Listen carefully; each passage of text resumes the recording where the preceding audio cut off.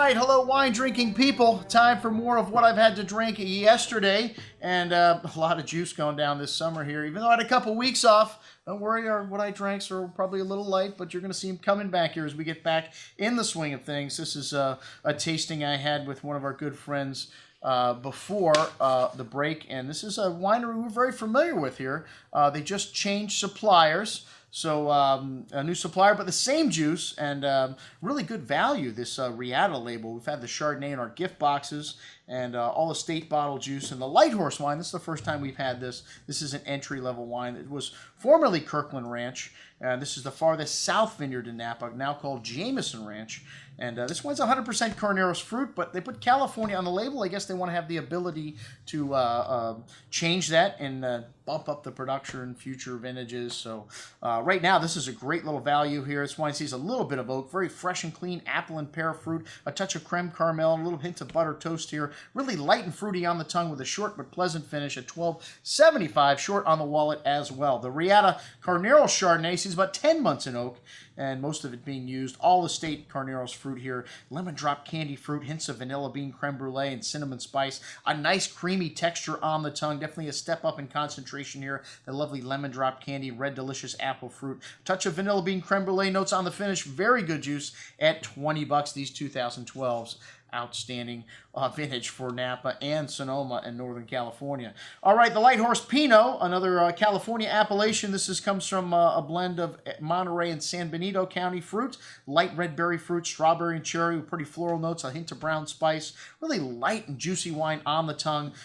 Really easy to drink, silky texture with nice freshness and pretty floral notes at the end. A good little wine again at $12.75, light on the wallet. The Reata at $20, also Monterey, San Benito, and Carneros fruit with just a touch of new oak here.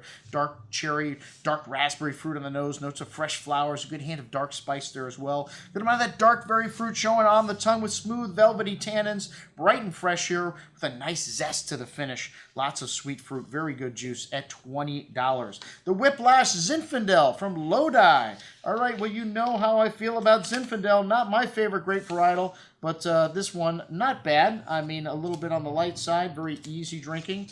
And if I could find my notes on it, sorry, we've gone into the wrong page. Okay, from 50-year-old vines and good amount of strawberry liqueur-like fruit here, pretty floral notes, and bright and fresh Zinfandel, a good amount of sweet berry fruit, tangy and easy drinking Zin, nicely balanced.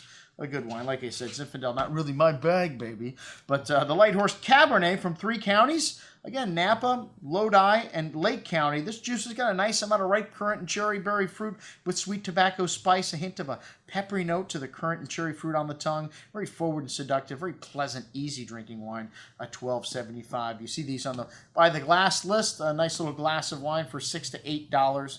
I think you will not be disappointed.